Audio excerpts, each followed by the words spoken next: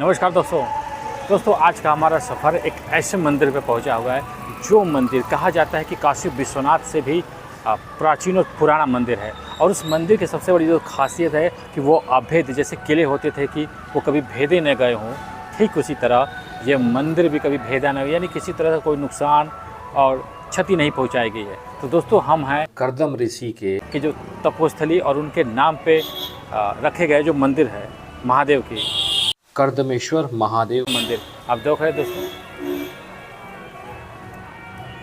इस मंदिर की दोस्तों सबसे बड़ी यही खासियत है कि ये बनारस को पश्चिम दिशा से प्रोटेक्ट करता है। दोस्तों दक्षिण दिशा से सूल टंकेश्वर महाराज प्रोटेक्ट करते हैं, पश्चिम दिशा से ये कर्दमेश्वर महादेव प्रोटेक्ट करते हैं, उत्तर दिशा से मार्कंडेय महादेव प्रोटेक्ट करते हैं और पूरब से दोस्तों खुद काशी विश्वनाथ है। तो दोस्तों महादेव की तो नगरी ही बनारस, यानी बनारस महादेव की है, लेकिन महादेव अपने अलग अलग रूपों में आकर के बनारस को प्रोटेक्ट कर रहे हैं। आप देख लीजिए किस रूप से। तो सबसे पहले देखिए कर्दम ऋषि की तपस्थली है। तो आइए दोस्तों चलते हैं और साथ में मिल के दोस्तों दर्शन करते हैं। तो जैसा कि आप देख रहे हैं दोस्तों, कर्दमेश्वर महादेव मंदिर कंदवा वाराणसी, और मंदिर के बारे में कुछ विस्तार से बताया गया है। तो दोस्तों इस मंदिर की जो सबसे बड़ी खासियत है और इसके जो महत्व का जो महत्व है, यानी इसे पूजने का जो महत्व वो है कि जब प्रभु श्री राम ने रावण का वध किया था, तब चूँकि रावण ब्राह्मण था और ब्राह्मण का वध करने का मतलब था कि प्रभु श्री राम को ब्रह्म हत्या लगा था, और उस ब्रह्म हत्या से बचने के लिए, उसके निवारण के लिए उनके गुरु वशिष्ठ ने आज्ञा दिया कि आप पंचकोशी की यात्रा कीजिए। तब श्री राम ने पंचकोशी की यात्रा की सपरिवार और इस मंदिर में दर्शन पूजन किया, तब कहीं जाके उन्हें ब्रह्म हत्या से मुक्ति मिली थी।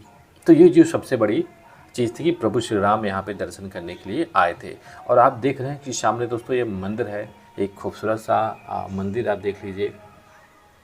यह मंदिर दोस्तों 12वीं शताब्दी में बनाया गया था, जिसका निर्माण गढ़वाल के राजाओं ने किया था। एक्चुअल में किस राजा ने किया था इसका तो कहीं मिलता नहीं है, लेकिन यह है कि गढ़वाल के राजाओं ने किया था। दोस्तों यह मंदिर नागर शैली में निर्मित है। आप देख रहे हैं कि नंदी महाराज विराजमान है, और शिव जी जहाँ हो वहाँ नंदी महाराज का होना तो निश्चित है, क्योंकि वो उनके परम भक्तों में आते हैं, उनके सेवकों में आते हैं। तो आगे बढ़ते हुए दोस्तों सबसे पहले हम देखते हैं कि मंदिर प्रांगण में ये जो छोटी छोटी मंदिर हैं और उसमें मूर्तियां हैं, जिसमें कि खुद महादेव की मूर्ति है या अन्य जो देवी देवता हैं वो ऐसे प्रांगणों में होती है।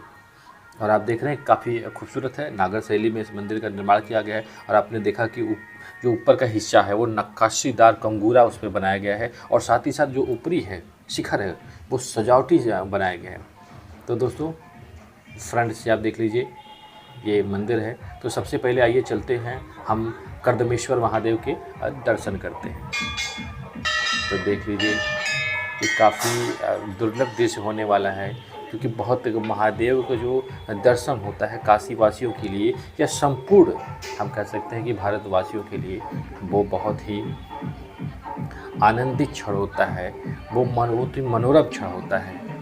क्योंकि महादेव सृष्टि के वो सबसे बड़े देवों में आते हैं, जो सृष्टि चलाने में और उसके संहार करने में उनका बहुत बड़ा महत्व होता है। आप देख रहे हैं कि उनके मुख्य गेट पे दो देवियों का निवास है दोनों तरफ,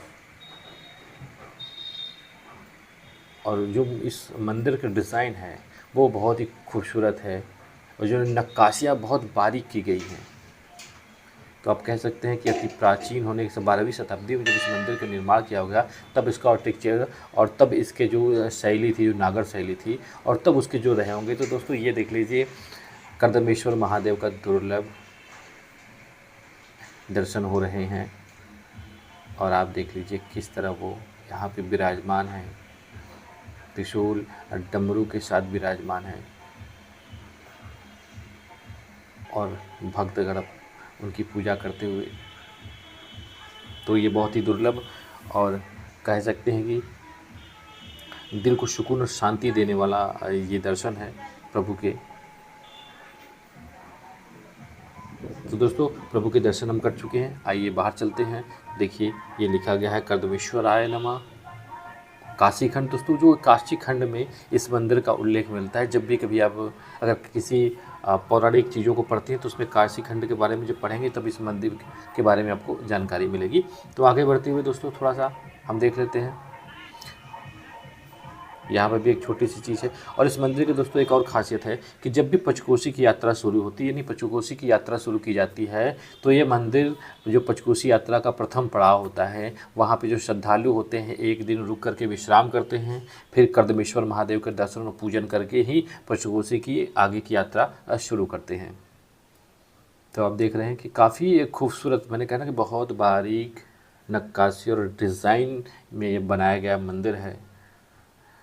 आप देख सकते हैं कि हर एक अंग कह सकते हैं कि थोड़ी थोड़ी दूर पे हर जगह पे काफ़ी खूबसूरत से इसे डिज़ाइन किया गया है। उस ज़माने में जब हो रहा था तो कारीगरों की मतलब कह सकते हैं कि क्या बेहतरीन अनूठी छाप उन्होंने छोड़ी थी इतनी खूबसूरत मंदिर का निर्माण करके।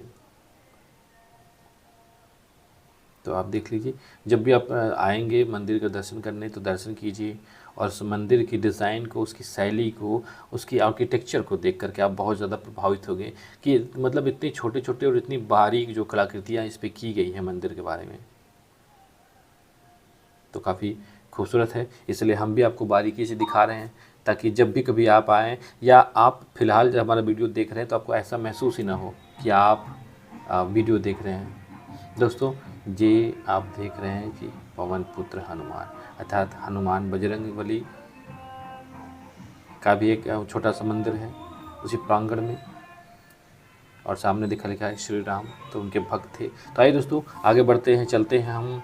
अब दिखाते हैं कि मंदिर के परिसर में एक बहुत बड़ा सरोवर है। पौराणिक दोस्तों मान्यता के हिसाब से जो ये सरोवर है, आप देख लीजिए सरोवर के ये पेड़ काफ़ी खूबसूरत है, बड़ा बड़ा पेड़ है और बहुत ही पुराना आप कह सकते हैं कि पेड़ है। और अक्सर जो पीपल का पेड़ होता है वो पूजनीय होता है आप हिंदू धर्म में, और खूबसूरत सी सीढ़ियाँ बनाई गई हैं। और दोस्तों जो ये सरोवर बना है, उस सरोवर के पौराणिक मानता है कि जब कर्मद ऋषि तपस्या में लीन थे तो किसी कारणवश उनकी आंखों से जो आंसू आ गए थे, और जब वो आंसू जिस जगह पे गिरे हैं तो उन्हीं आंसू से इस सरोवर का निर्माण हुआ था। तो काफ़ी आप कह सकते हैं कि इस सरोवर का भी बहुत महत्व है। इसमें नहाना, इसमें एक डुबकी लगाना भी हर श्रद्धालु के लिए बहुत श्रद्धा का विषय होता है, क्योंकि कोई आम सरोवर नहीं है। एक ऋषि के आंसुओं से, उनकी तपस्या कालीन ऋषि के आंसुओं से ये जो सरोवर का निर्माण हुआ था। तो कर्दम जो ऋषि थे उनके आंसू से बना हुआ है। और पूरा मंदिर परिसर ही दोस्तों अब छोटा ही सही लेकिन बहुत भव्य है। आप देखते हैं सरोवर में जाने का ये मुख्य रास्ता बनाया गया है। इसके बाद चारों तरफ से सीढ़ियाँ तो है ही, लेकिन मेन इंट्रेंस होता है जैसे किसी राज्य में जाने के लिए, किसी महल में जाने के लिए होता है। तो काफ़ी खूबसूरत इंट्रेंस है, पानी से भरा हुआ है। और सामने दोस्तों ये देख लीजिए दूर से उस मंदिर की एक झलक। तो दोस्तों ये था कर्दमेश्वर महादेव का मंदिर। तो जब भी कभी आप आइए बनारस में तो इस मंदिर पे ज़रूर आइए दर्शन पूजन करने के लिए, क्योंकि आपके सारे पाप कट जाने वाले हैं और मिट जाने वाले हैं, क्योंकि ऐसे हैं हमारे भोलेनाथ। तो दोस्तों आज के वीडियो में बस इतना ही, मिलते हैं नेक्स्ट वीडियो में, तब के लिए आज्ञा दीजिए, नमस्कार।